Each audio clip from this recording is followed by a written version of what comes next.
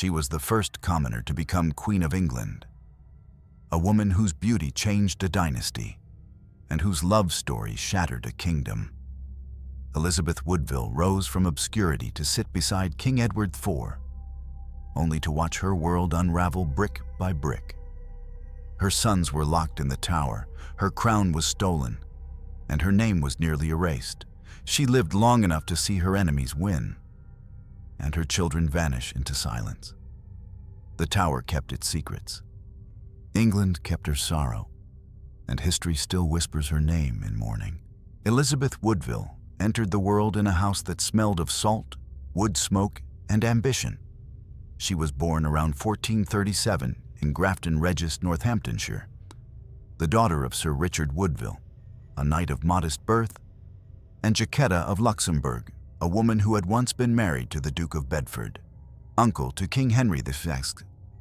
From the beginning, Elizabeth lived between two worlds: the old nobility that sneered at her father's low station, and the remnants of royal blood that pulsed quietly through her mother's veins.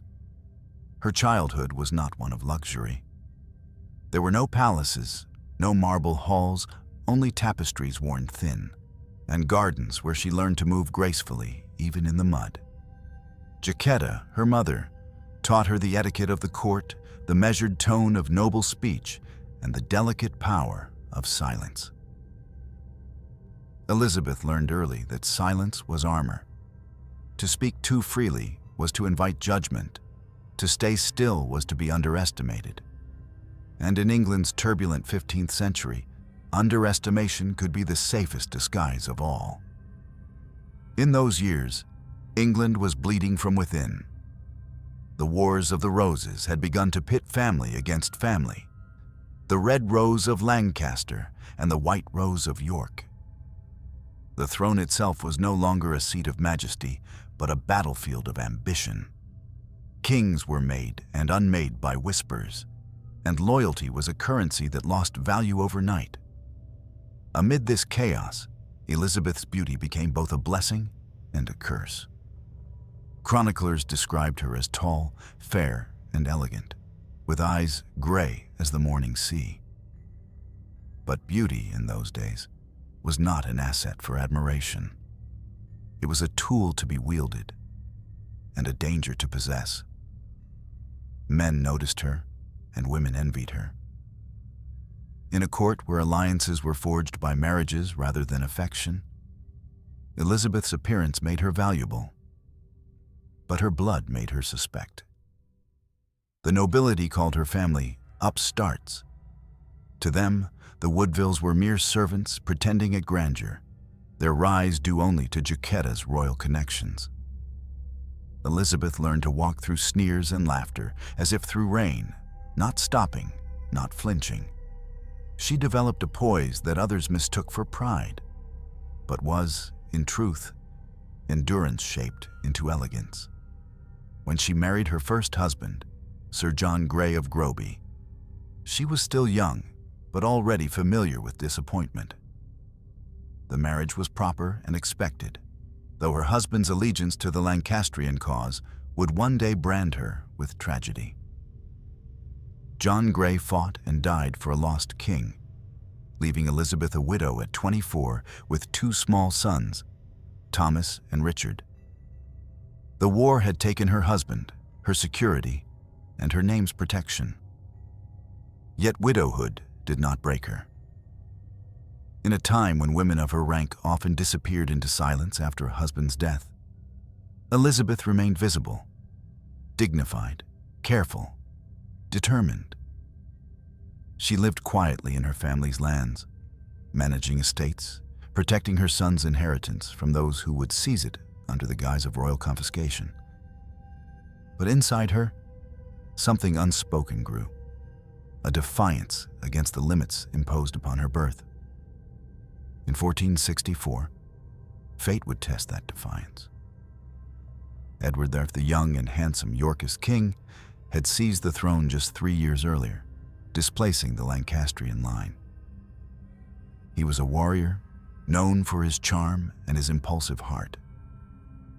While traveling through the Midlands, he encountered Elizabeth Woodville, the widowed daughter of a family his allies despised. Accounts differ on how it happened. Some say Elizabeth waited by the roadside beneath an oak tree near her family's home, holding her two sons by the hand, seeking justice for their lost inheritance. Others say the meeting was orchestrated by her mother, who understood the king's romantic nature. Whatever the truth, Edward saw in her something England had never allowed. A woman who looked at a king without fear. He was accustomed to conquest. But Elizabeth did not yield easily. She refused to become his mistress, though he courted her with promises and gold. For a king used to obedience, her refusal was intoxicating. In a world of scheming nobles, here was a widow who demanded respect, not as a subject, but as an equal. Against every rule of royal custom, Edward married her in secret. The ceremony took place in May 1464 in her family chapel, witnessed only by her mother and two ladies. The bride wore a gown of white damask, her hair unadorned, a symbol of purity and defiance at once. When the news broke months later, the court was stunned. A king had married not a princess, not a foreign duchess, but a commoner, a widow with children. To the nobles, it was an unforgivable humiliation. To Elizabeth, it was both triumph and doom. She had achieved what no English woman of her station had ever dreamed: the crown. Yet that crown, resting on her golden hair, weighed heavier than iron. From that day forward, every gesture she made, every favor she granted, every brother and sister she raised in rank would be counted as a crime. Her beauty would be called witchcraft, her mother's lineage, corruption. She was no longer a woman, but a symbol of everything the old nobility feared: the collapse of hierarchy, the invasion of new blood into the sacred order of power. Still, Elizabeth carried herself like one born to rule. She transformed her small victories into emblems of destiny, convincing herself that love could overcome resentment, and that her sons would one day secure the peace her marriage had cost. But in England, peace was only ever borrowed, and the crown she had never been meant to wear would demand everything she loved in return. The story that made her queen did not begin in a palace. It began on a dirt road lined with spring leaves. The air was heavy with the scent of rain, and somewhere far away, thunder rolled like a warning. Elizabeth Woodville stood beneath a great oak tree, her two small sons clinging to her skirts, waiting for the king to ride by. She was no longer the noblewoman of quiet dignity. She was a widow with no protector, her husband's land seized, her children's future erased by politics. The Wars of the Roses had torn England in two. Edward IV sat on the throne now, but his crown rested on shaky ground. The Lancaster loyalists still plotted in the shadows, and Elizabeth's dead husband had fought on their side. That made her, in the eyes of many, a traitor's widow. Her only hope was mercy. But mercy was a rare coin in a kingdom built on revenge. When the royal procession appeared in the distance, she did not kneel immediately. She stood her ground as the horses approached, sunlight catching the white of her widow's gown. Edward reined in his horse, intrigued by the stillness of the woman who dared to stop a king. Chroniclers would later claim that she fell to her knees and begged for her son's inheritance, offering her beauty as ransom. But those who knew Elizabeth better said she did not plead, she reasoned. She looked the young king in the eye and spoke not of love or pity, but of justice. And that was what captured him. Edward was only 22, golden-haired, impulsive, already notorious for his appetite for pleasure. He had conquered cities, crushed rebellions, but he had never met resistance in the form of grace. Elizabeth was 27, mature, deliberate, and carrying the quiet authority of a woman who had suffered and survived. To him, she was both forbidden and magnetic. The meeting ended quickly, but it would not be their last. Over the next few months, Edward found reasons to return to Grafton Regis, official visits, hunts, excuses that fooled no one. He brought gifts, promises, and propositions. Elizabeth refused them all. She would not be a royal mistress. She had seen what happened to women who mistook passion for protection. "If you wish me," she's said to have told him, "you must make me your wife." It was an unthinkable demand. Kings of England did not marry commoners, much less widows of their enemies. His advisors warned him. Such a union would destroy alliances, insult foreign courts, and enrage the nobility who expected him to wed a princess of France or Burgundy. But Edward's will was like fire, consuming reason. Against counsel, against custom, against the very machinery of monarchy, he agreed. On May 1st, 1464, before dawn, in the small chapel of Grafton, the King of England secretly married Elizabeth Woodville. Only her mother Jaquetta, 2 ladies, and a priest were present. The ceremony was simple. No trumpets, no court, no parade of bishops. Only vows whispered in candlelight. When Edward placed the ring on her finger, Elizabeth's hands trembled not from joy, but from the weight of what she had done. For months, the marriage remained a secret. Edward continued to act the bachelor, even negotiating with foreign powers for other potential brides, while Elizabeth waited in silence. But truth, like light through thin cloth, cannot be hidden forever. When Edward finally revealed his queen, the court erupted in fury. Richard Neville, the Earl of Warwick, once Edward's closest ally, known as the Kingmaker, felt personally betrayed. He had spent years building diplomatic bridges to secure a royal match, only for Edward to marry a woman of no fortune, no fame, and no foreign crown. To Warwick, this was madness. To the nobility, it was treason against blood itself. The Woodville family, once obscure, was thrust violently into the center of power. Elizabeth's brothers and sisters were married off to lords and ladies, tying themselves to old families that resented every connection. Her father was made an earl. Her sons from her first marriage received lands and titles. Overnight, the Woodvilles became symbols of royal favoritism and targets of noble hatred. Elizabeth bore the hostility with the composure of marble. At court, she met scorn with serenity. She played her role perfectly, the queen of grace, of prayer, of poise. But behind her calm eyes, she measured every ally and enemy. She knew that power built too fast could collapse even faster.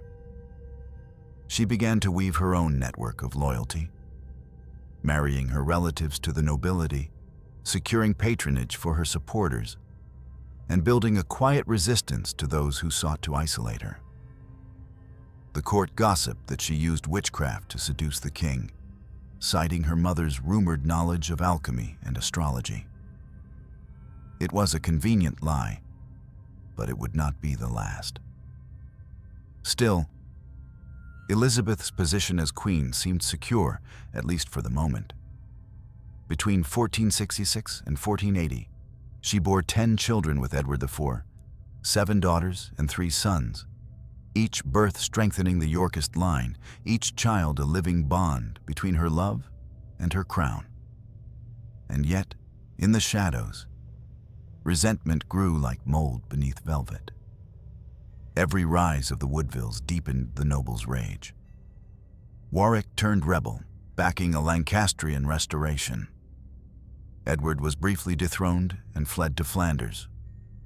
Elizabeth, pregnant and cornered in Westminster Abbey, gave birth to her first royal son, Edward, under the protection of sanctuary. Imagine the sight: a queen giving birth beside an altar. guards outside ready to capture her if she stepped beyond holy ground. It was a scene more fitting for a fugitive than a monarch's wife. And yet, she endured, feeding her newborn beneath stained glass windows while the bells tolled for a crown that might never return. When Edward reclaimed his throne a year later, Elizabeth emerged pale but unbroken. She had survived the rebellion, the gossip, and the isolation. She had learned the cruel arithmetic of monarchy, that love may win a crown, but fear keeps it. Her sons were growing now, her husband stronger than ever, her enemies silenced for the moment. But peace was a mirage, and she could already sense the shifting of the tide. England's loyalties were fickle, and her children were the future. And in England, the future was always the first thing to die. The secret marriage that once seemed a triumph of love had, by now, turned into an open wound at the heart of English politics. Elizabeth Woodville was no longer the mysterious widow under the oak tree.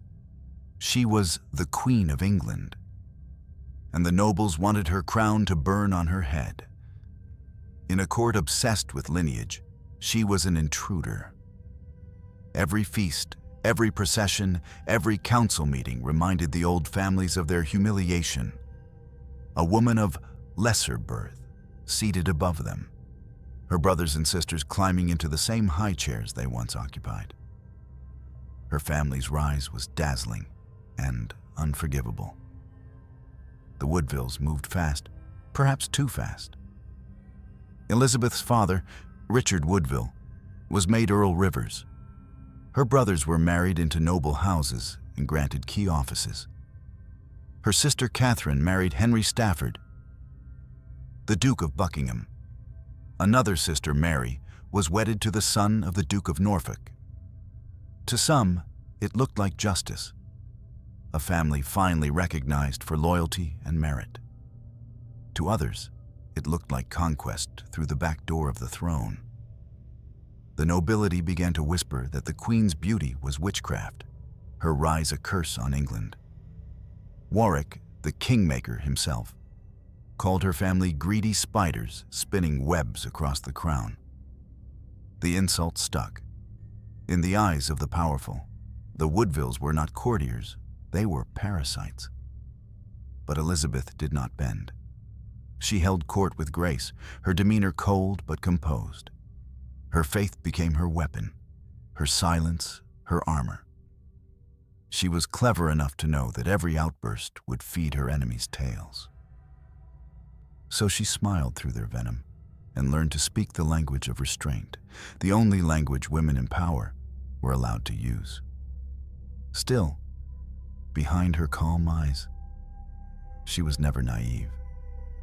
She saw envy's shadow in every bow, deceit in every compliment.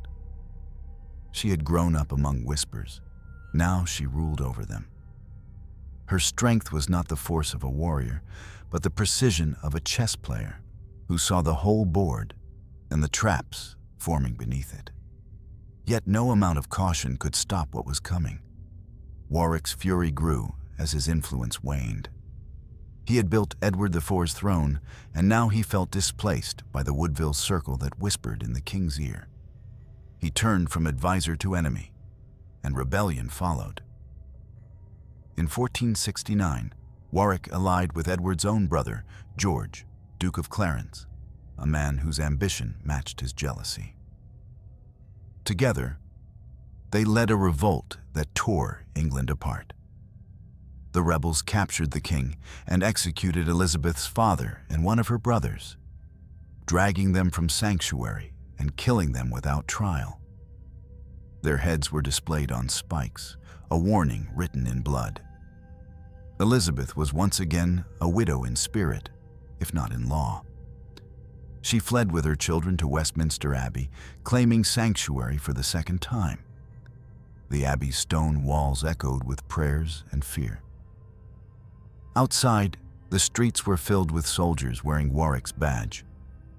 Inside, the Queen waited in silence, her face pale under candlelight, her hands resting on her swollen belly. She was pregnant again.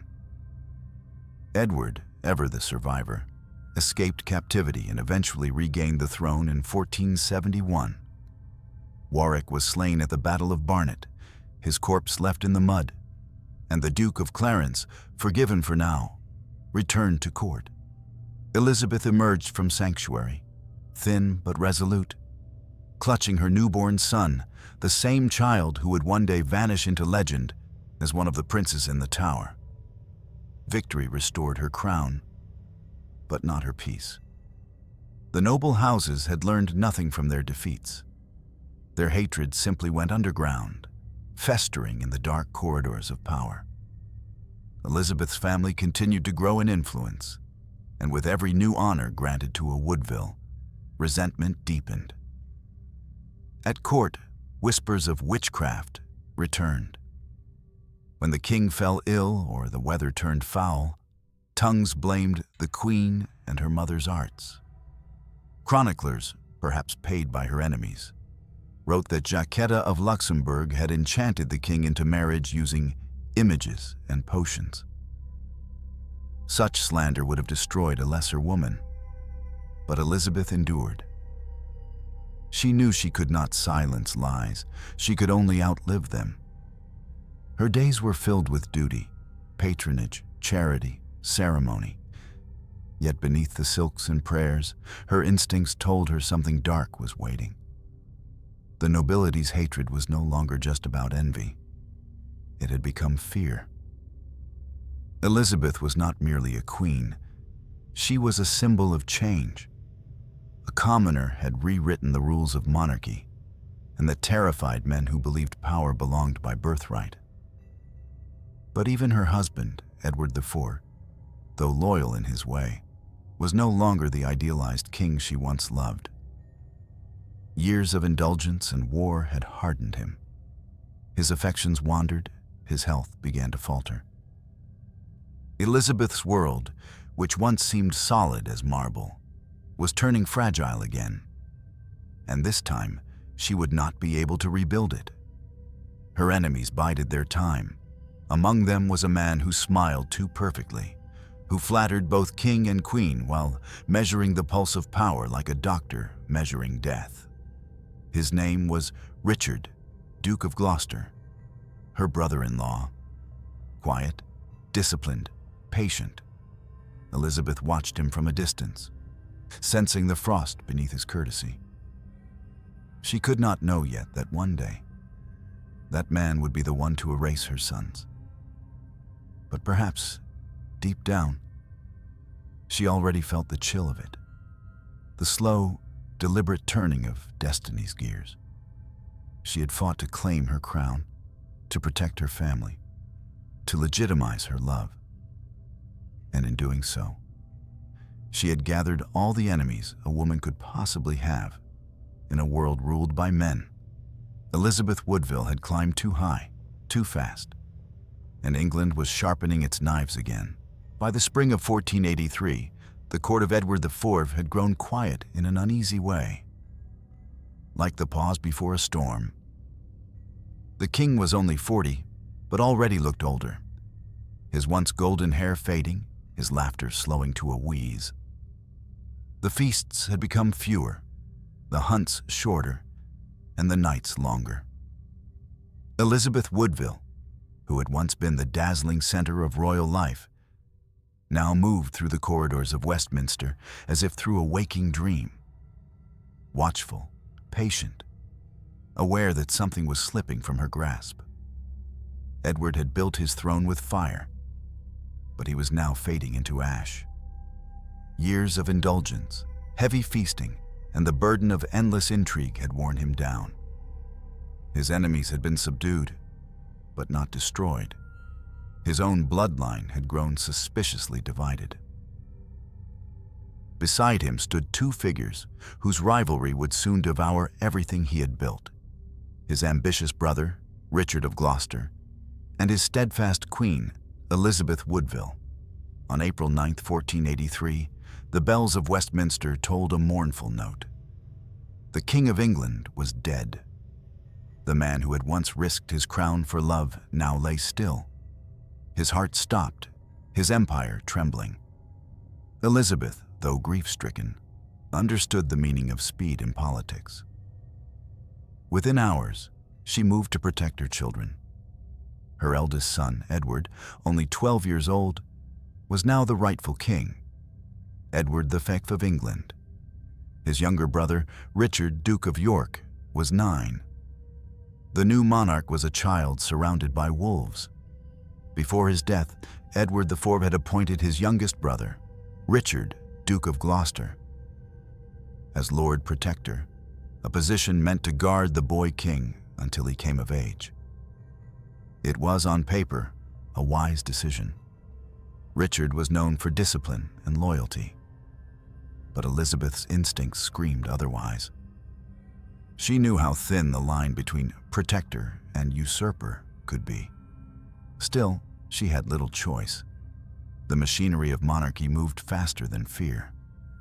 Edward V was in Ludlow, preparing for his coronation under the care of Elizabeth's brother, Earl Rivers. Richard of Gloucester was in the north, gathering power quietly. The Queen wanted her son brought swiftly to London and surrounded by her family, her allies. But Richard had the same idea in reverse. He sent letters full of devotion, promising to escort the young king personally to his mother, for the sake of unity and peace. It sounded like loyalty. It was not. In early May, Richard met Edward V's party at Stony Stratford. At first, the greeting was warm. Bows, smiles, embraces. The next morning, everything changed. Richard arrested Earl Rivers, along with Elizabeth's second son from her first marriage, Lord Richard Grey, accusing them of conspiring to control the young king. The boy, Edward Feart, was bewildered.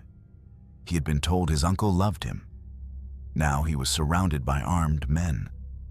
Elizabeth received the news at Westminster. She was sitting in her private chamber when word came that her brother and son had been seized, that her boy, the new king, was in her brother-in-law's hands. She's said to have gone pale, gripping the arms of her chair until her knuckles turned white. She knew what the Tower of London meant. Officially, it was a royal residence. In truth, it was a tomb with doors. With panic spreading, Elizabeth fled once more to sanctuary, her final refuge. Inside Westminster Abbey, under the shadow of the altar, she gathered her remaining children, her daughters clinging to her gown. She refused to surrender her youngest son, Richard of York, to Richard of Gloucester's custody. For weeks, letters went back and forth, polite on the surface, full of venom underneath. Richard swore that both boys would be safe, that he meant no harm. He even wrote, "I am your loyal brother, madam, who will protect your sons as my own." It was a lie told with perfect composure. Eventually, under pressure and persuasion from church officials, Elizabeth relented. Her younger boy was taken from sanctuary to join his brother in the Tower. The brothers were reunited, or so it seemed. The public was told that the young king's coronation would soon proceed. But there was no crown, no ceremony, only a growing silence from within the fortress walls. Meanwhile, outside, Richard's power grew bolder.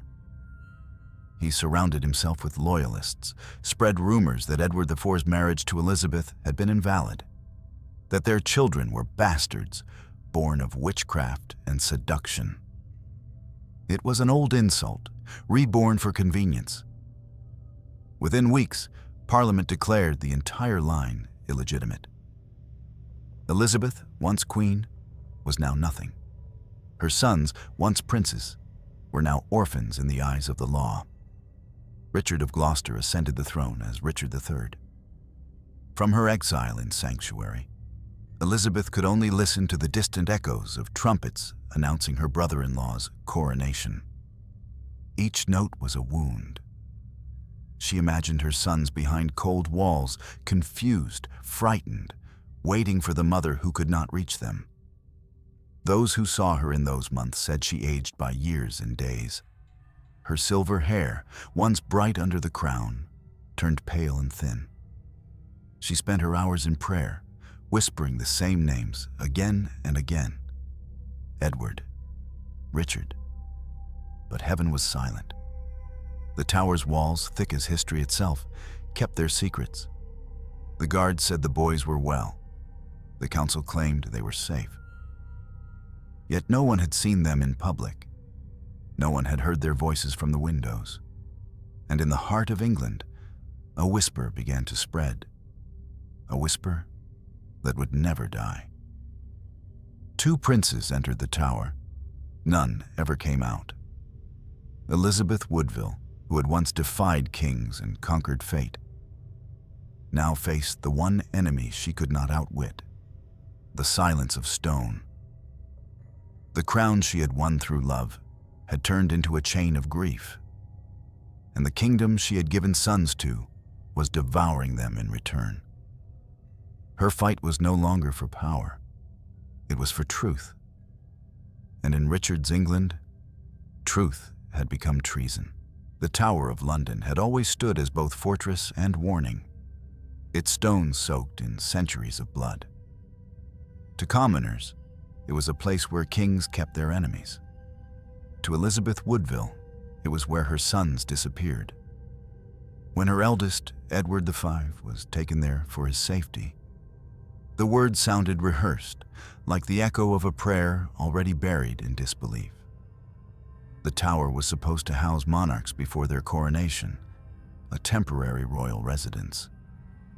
Yet Elizabeth knew history too well. Few who entered its gates ever returned with crowns still on their heads. For weeks, the city watched in uneasy silence as the young king remained inside. He was seen sometimes at the windows, his small figure outlined against the gray light, surrounded by guards whose loyalty was uncertain.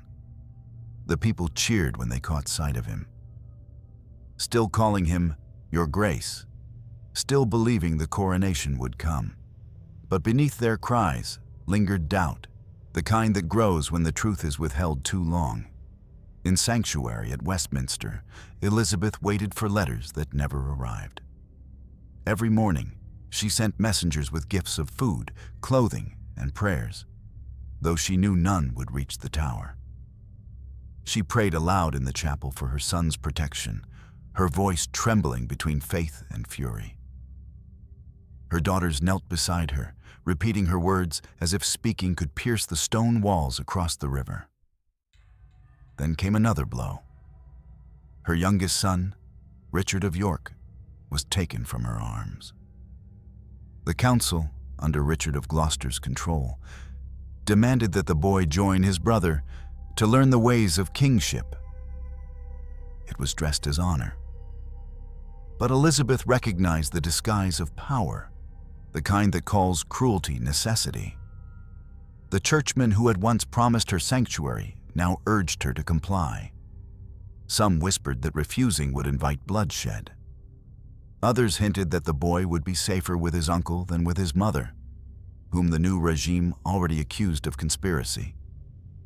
Elizabeth's world narrowed to that single, unbearable choice: protect her child and defy the crown, or surrender him and pray the lies were mercy. Chroniclers say she wept when she gave the boy up, but those who knew her better say she did not weep. She stood rigid as stone, watching her son walk away down the nave, his small hand clutching that of the bishop who would deliver him to the tower. The doors closed behind him, and the silence that followed was worse than any scream. From that day, no one outside the tower saw the princes again. Inside, the boys shared a few weeks of quiet. Servants later claimed they played with wooden soldiers, studied their Latin, and prayed together before bed. The elder comforted the younger, promising that their mother would come soon. They wrote small notes that never reached her. One guard said he heard them singing softly at night, a hymn their mother had taught them in childhood. Then the singing stopped. Richard of Gloucester, now protector, delayed the coronation indefinitely. The city's mood shifted from confusion to fear. Pamphlets began to circulate accusing Elizabeth of witchcraft, claiming she had bewitched the late king into marriage. Parliament moved swiftly. Her marriage to Edward of Arf was declared invalid, her children branded illegitimate. It was an execution written in ink. In public, Richard maintained his calm. He spoke of duty, of restoring honor to the crown, of saving the kingdom from chaos. But behind closed doors, he was tightening his control over every corner of power, the treasury, the clergy, the guards of the Tower itself. Elizabeth's allies vanished one by one. Her brothers were either executed or fled into exile. Her servants were questioned, her letters intercepted, her movements watched. Yet she did not flee. For all her fear, she refused to abandon the city that held her sons. She stayed in sanctuary, a queen without throne or safety, a mother without proof her children still lived. Rumors spread like fire in the alleys of London. Some said the boys were seen playing in the courtyard. Others whispered they were ill. Then one night, someone claimed to have seen two small coffins carried through a side gate beneath torchlight. The next morning, the Tower was silent again. Elizabeth asked the Archbishop to inquire about her son's health. The response came days later. The princes are well and under the care of their noble uncle. She knew then that they were lost. What is a mother without the truth of her children? She began to fade, but she did not collapse. Her prayers grew colder, her voice quieter. She had learned that in England, grief must hide behind ceremony. The Tower stood across the Thames from where she lived, its reflection trembling in the river like a wound she could never reach. Every evening, as the bells tolled, she looked toward it, the place where her sons breathed or didn't. She could not know which was worse, their death or the not knowing that devoured her each night. It was said that when wind blew from the east, carrying the scent of the river into the abbey, Elizabeth would whisper, "My boys are cold." No record says if she ever learned the truth. But perhaps she did not need to, for in her silence, she already carried the knowledge history refused to speak. The Tower takes what it desires, sons, kings, innocence, and gives nothing back. And now, it had taken hers. By the summer of 1483, England belonged to a man who had never been meant to wear its crown. Richard, Duke of Gloucester, once the silent brother in the shadow of Edward IV, had transformed himself into Richard III, King of England by cunning rather than destiny. His rise was not a triumph of loyalty, but a masterpiece of betrayal. And at the center of his conquest stood the ghost of Elizabeth Woodville. The woman he had unmade, the queen he had stripped of sons, husband, and legitimacy. The sequence of events unfolded with brutal precision. First came the council's declaration that Edward IV's marriage to Elizabeth was unlawful. The official claim was almost absurd.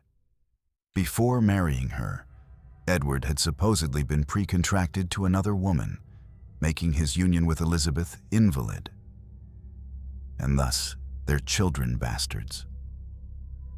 No proof was offered, none was needed.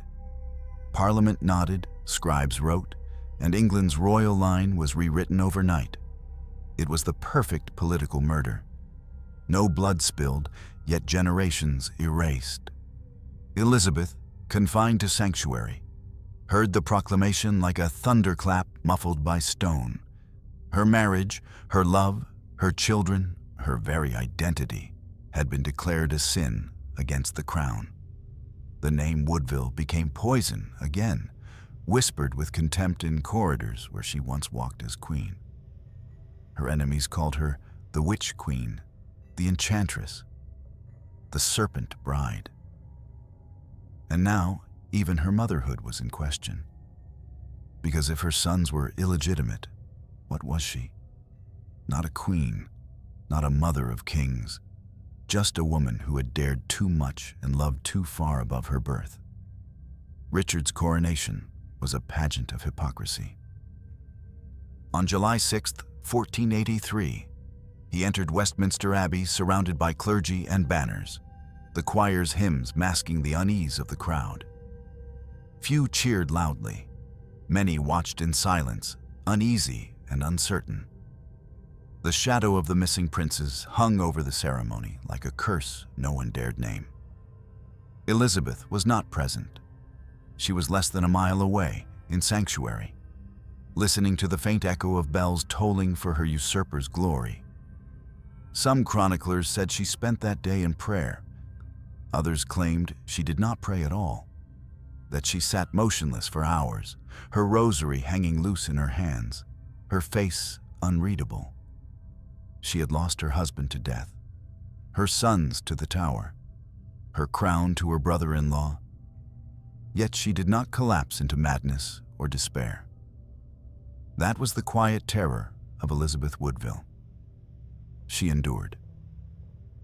She began to think differently, not as a queen, but as a survivor. Sanctuary was her cell, but within it, her mind became a weapon sharper than any sword. The first step was to live long enough to matter. Richard III was ruthless, but he was cautious. He had seen the fate of tyrants who shed royal blood too openly. He did not dare harm the widowed queen directly, for killing her would brand him the villain she already knew he was. So he let her fade in silence, hoping time would dissolve her claim. But Elizabeth understood politics as few women of her age did. She knew power never dies. It changes form. If her sons were gone, she still had daughters. And among them was one jewel the usurper could not touch. Elizabeth of York, the eldest. Beautiful, virtuous, and the last living link between the fallen House of York and the dream of legitimacy. The girl was barely 17, but already she had become the focus of new plots. Across the Channel, exiled Lancastrians, those who had once been her family's enemies, began to speak the name Henry Tudor. He was a distant claimant, a cautious exile raised in Brittany, carrying the red rose of Lancaster in his blood. His mother, Margaret Beaufort, whispered to him of destiny, and in that whispered destiny lay a bargain that would change the kingdom. Henry would marry Elizabeth of York, uniting red rose and white. But such a union could only happen if Elizabeth Woodville survived long enough to make it possible. So the former queen reached out in secret, sending coded messages through loyal churchmen and old courtiers. Each letter was a lifeline thrown across the sea, fragments of ink carrying the hope of restoration. She played a double game, appearing submissive to Richard's rule while aligning herself with his enemies. History does not record her words, but one can imagine their tone, deliberate, cautious, veiled in the language of piety. For the peace of the realm, she might have written, and the safety of my daughter. Every phrase a shield for her true intent. Meanwhile, the rumors around the Tower darkened. The princes had not been seen for months. The guards who had once spoken of their well-being fell silent. One man later confessed that, on a summer night, he saw two small figures led down a corridor, never to return. Another swore he heard muffled cries beneath the chapel floor. Richard III denied it all, of course. But England had already decided. The king who wore the crown had stolen it from the dead. Elizabeth knew what others feared to say aloud. Her sons were gone. The crown was a corpse's prize, In the stillness of sanctuary, she faced the terrible symmetry of her life. Once she had risen from nothing to become queen. Now she had lost everything but the ability to watch. Yet her silence was not surrender. It was strategy. She had learned that in a world ruled by men, a woman's survival often depended on appearing harmless. But behind the quiet exterior, the widow of Edward IV was waiting, watching, calculating. If she could no longer save her sons, she would save her daughter. If she could not reclaim her crown, she would forge a new one in her child's name. And if the tower had stolen her family, she would one day see the usurper buried beneath its shadow. For the game was not yet over. The thief of crowns had won a kingdom, but he had made an enemy who had already outlived 3 kings. By autumn of 1483, London was no longer whispering. It was grieving in silence. The tower, that ancient stone guardian of the city's skyline, stood heavier than ever, its walls thick with rumor. The laughter of 2 young boys, once faintly heard from its upper chambers, had vanished.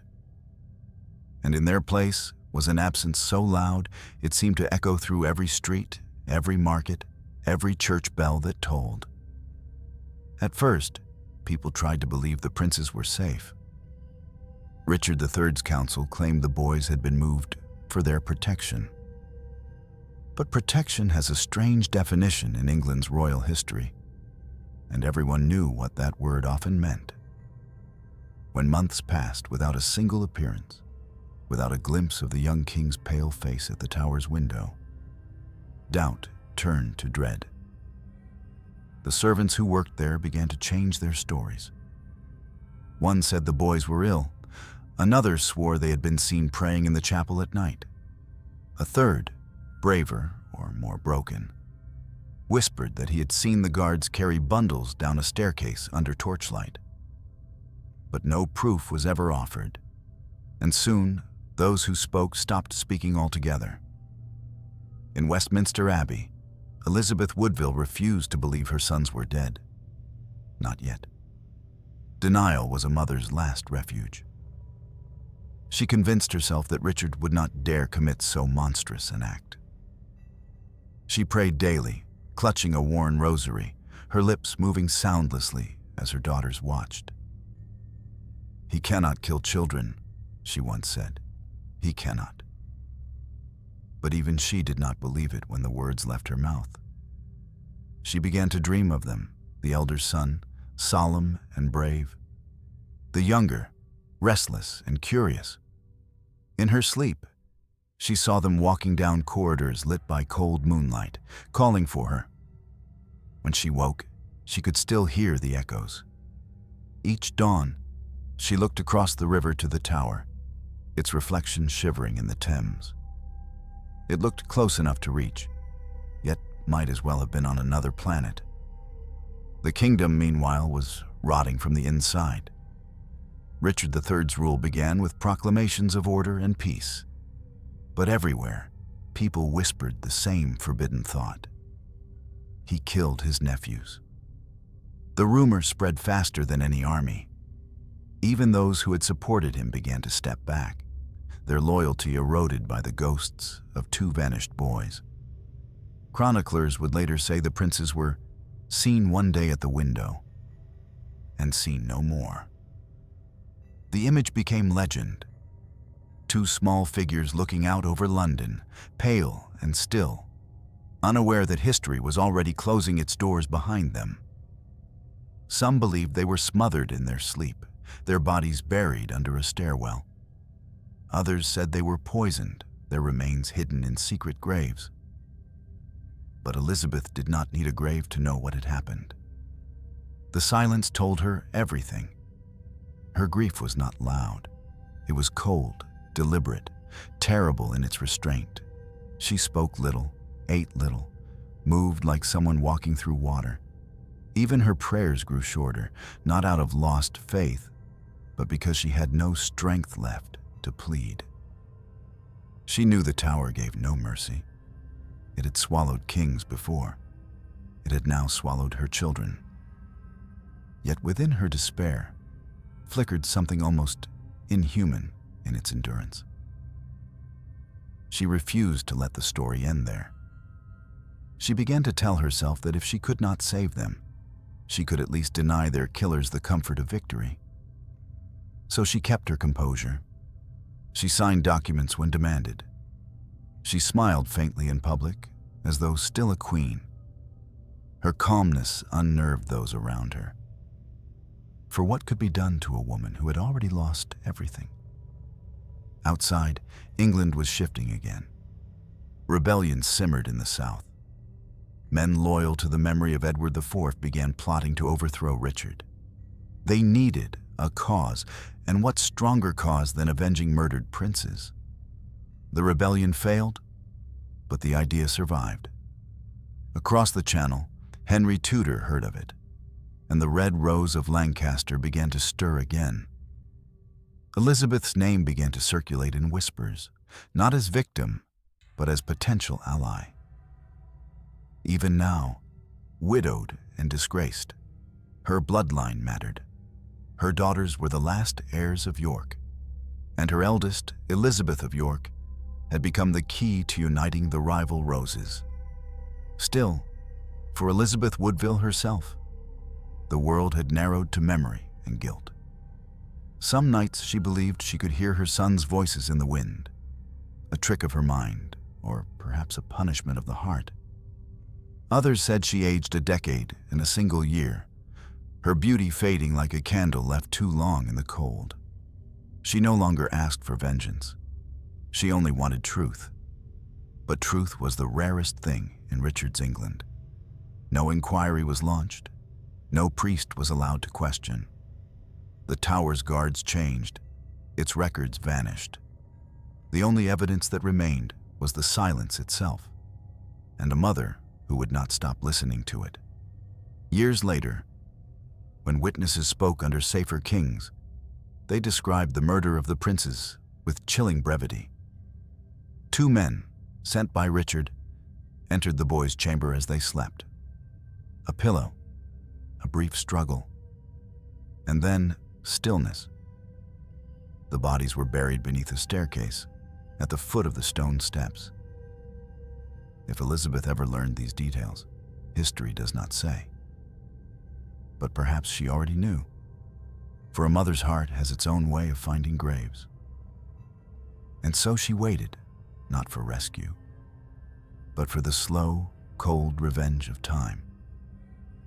Because England itself was beginning to turn against its king. And the ghosts in the Tower were not silent anymore. The year was 1484, and England was a kingdom built on bones. Richard III sat uneasy on his stolen throne, haunted by the silence of the Tower and the ghosts no crown could silence. Across the river, Elizabeth Woodville lived in what was left of her sanctuary, a widow surrounded by daughters, prayer books, and memories. Her face, once luminous in court, had withered into pale dignity.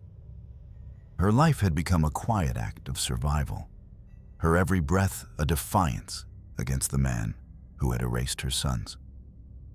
But even grief cannot last forever in a land ruled by calculation. And Elizabeth Woodville, even broken, was still a strategist. She understood what many did not, that England's War of Roses was not finished. It had merely changed colors. Richard's usurpation had fractured the realm again. Lancastrian loyalists plotted from exile. Yorkist nobles muttered in secret, and the common people whispered of divine punishment. Every storm, every failed harvest, every strange death was seen as God's judgment for the princes. And in those whispers, Elizabeth heard opportunity. If the white rose of York had been torn from her hands, perhaps it could bloom again, in red. Across the Channel, in the damp air of Brittany, another claimant watched England's chaos with quiet intensity. His name was Henry Tudor, a man of uncertain right but undeniable timing. His claim to the throne was weak, his lineage through the Beauforts technically barred from inheritance. But weakness, Elizabeth knew, could be turned into destiny with the right alliances. And Henry offered one thing no other living man could: a bridge between the houses of Lancaster and York. His mother, the pious and relentless Margaret Beaufort, sent envoys whispering promises of unity. Henry would return from exile, claim the throne, and, crucially, marry Elizabeth's eldest daughter, Elizabeth of York. Red rose and white, united at last. To many, it sounded like prophecy. To Elizabeth, it sounded like survival. She began to negotiate, secretly, cautiously. Letters were smuggled through friars and merchants. Each message carried coded blessings, small prayers that doubled as strategy. Her daughter would marry the man she had once called an enemy son. It was an unnatural alliance, but nothing in Elizabeth's life had ever been natural. Still, before she could choose her new allies, she had to make peace with her oldest enemy. Richard III, ever wary of rebellion, knew that the widowed queen in sanctuary was dangerous, not for her power, but for her bloodline. As long as her daughters lived, he could not claim complete legitimacy. So he extended an offer that shocked even his own council. He invited Elizabeth and her daughters to leave sanctuary and return to court under his protection. He swore in writing that they would be treated as his kin, that no harm would come to them. To accept would mean trusting the man who had murdered her sons. To refuse would mean living like a ghost, cut off from all influence, watching her daughters fade into obscurity. The decision was agony. For months, she hesitated, praying for a sign. Some of her friends begged her not to go, warning that Richard's mercy was a mask. Others urged her to accept, for her daughter's sake, if not her own. A caged bird, one advised, is safer than one hunted in the open. In March 1484, Elizabeth stepped out of sanctuary. Her daughters followed behind her, veiled, solemn, their footsteps echoing in the cloister. When she crossed the threshold, she did not look back. Perhaps she knew there was nothing left there worth looking for. Richard received them at court with elaborate courtesy. Chroniclers described the scene: the king bowing low to the widow of his brother, the queen dowager curtsying in return, both smiling the kind of smiles that taste of ashes. Elizabeth was given rooms at court, a modest pension, and assurances of peace. It was not forgiveness. It was survival theater. Some historians would later accuse her of betrayal, of making peace with the man who killed her sons.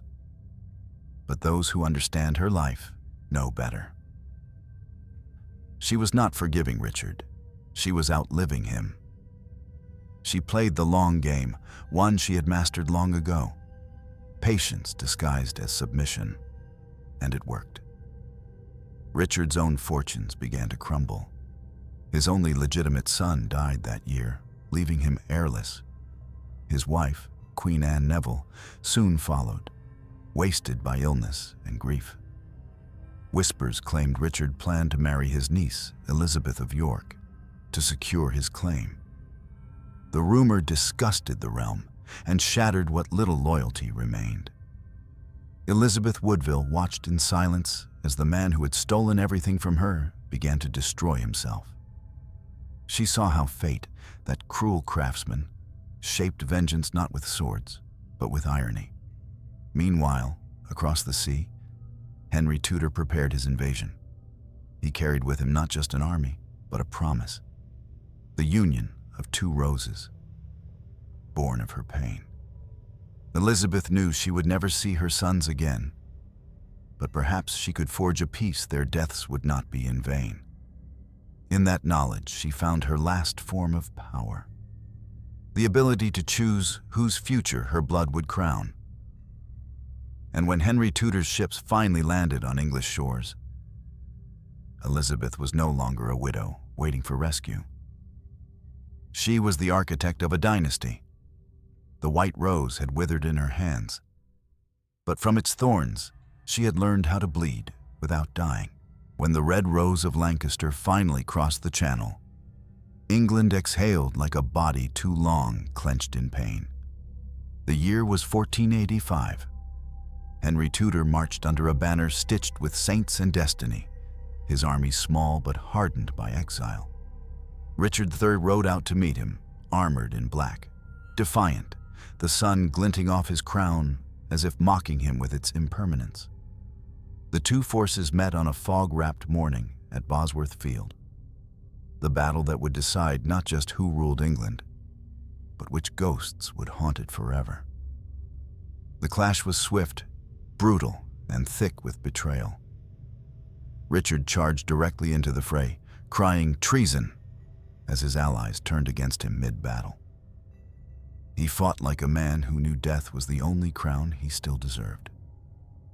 When the fighting ended, his body was found trampled in the mud, the golden circlet of his crown wedged beneath a hawthorn bush. Henry Tudor picked it up and placed it on his own head. England had a new king, and Elizabeth Woodville, the queen who had lost her throne, her sons, and her name, became, overnight, the mother of the future queen. In January 1486, Henry married her daughter, Elizabeth of York. The ceremony was grand, solemn, and thick with symbolism. The red rose of Lancaster and the white rose of York were bound together, and the War of the Roses, at least on parchment, was declared over. People cheered for peace, for union, for renewal. But in the quiet corners of Westminster, no one cheered louder than Elizabeth Woodville's silence. She had achieved the impossible. Her line had survived. Yet the victory tasted of ashes. Henry VII was cautious by nature, suspicious by training.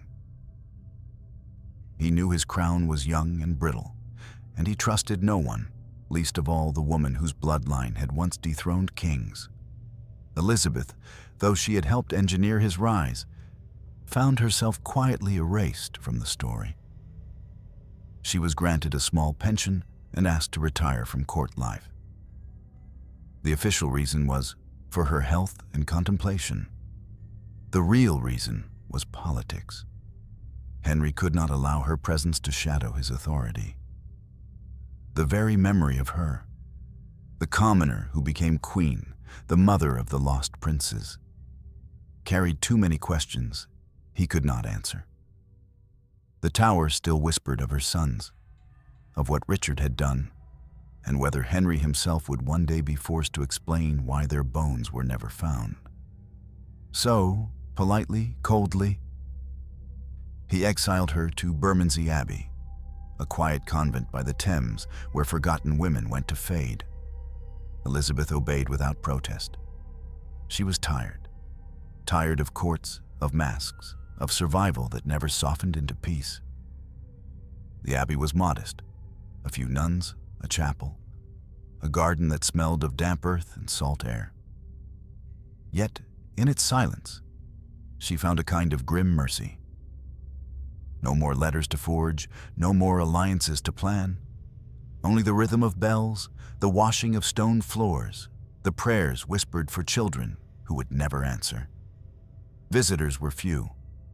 Sometimes her daughters came, the new Queen Elizabeth, now radiant with power, but shadowed by guilt. Sometimes her son-in-law, Henry, sent gifts. Fine cloth, small purses of gold, tokens of gratitude that felt more like reminders to stay quiet. At night, she walked by the river, the same Thames that had once reflected the towers of her royal home. She watched the water drift toward the sea and wondered if it carried her sons' souls somewhere beyond England's reach. The world remembered her less each year. To the new court, she was merely a relic of a dangerous past. The woman who had loved too boldly, risen too high, and paid the price. But among the common people, her legend lingered. They whispered that she could command storms, that the river still bent to her grief, that sometimes her voice could be heard near the tower's walls when the wind blew east. Perhaps the people needed their queen of sorrow, the ghostly mother of two lost princes who still guarded them from beyond. In her last years, Elizabeth's body weakened, but her mind remained clear. She spent her days sewing altar cloths, her fingers tracing the same repeated patterns: lilies for purity, roses for mourning. When asked once by a visiting priest what she prayed for, she answered, "For truth, not peace. Peace is for the guilty." On June 8, 1492, Elizabeth Woodville died quietly at Bermondsey Abbey. There were no great processions, no lavish tombs. Her funeral was small, attended by few. The crown that had once glittered above her hair now rested on her daughter's head. Her name, once whispered with both envy and hatred, was already fading into the pages of history. At her request, she was buried beside Edward IV in St. George's Chapel at Windsor. The same man whose love had once raised her to glory and then cursed her to ruin. No epitaph marked her grave, only stone, smooth, silent, unjudging. But those who passed near her resting place sometimes swore they felt a chill, as if the air itself carried the memory of all she had endured. A woman who rose higher than any commoner, who lost more than any queen. A mother who outlived her children, her enemies, and her era. And a silence that still drifts on the Thames, carrying the unanswered question of the Tower. What happened to her sons? No one ever confessed. No grave was found. Only England's conscience remained, and the quiet shadow of a woman who had learned that survival is not always the same as victory. Elizabeth Woodville left the world as quietly as she had endured it, without the sound of trumpets, without the justice she deserved, and without the truth she had prayed for. History closed its pages over her name with the same indifference that had sealed the Tower's gates on her sons. In death, she had no titles, no palace, no power. Only the peace of being beyond reach, beyond betrayal, beyond rumor, beyond the endless calculations of men who had used her love as their ladder to the throne. Yet time has its own justice. The woman they called common became the mother of a dynasty.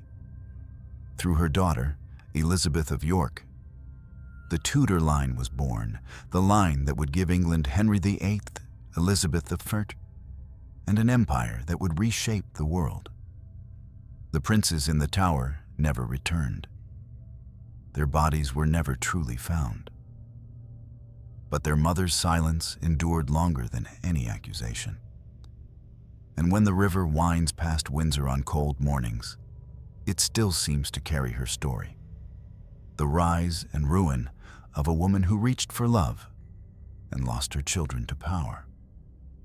The first commoner to be queen, the last to ever believe the crown could protect her, and the mother whose grief still haunts England's oldest stones.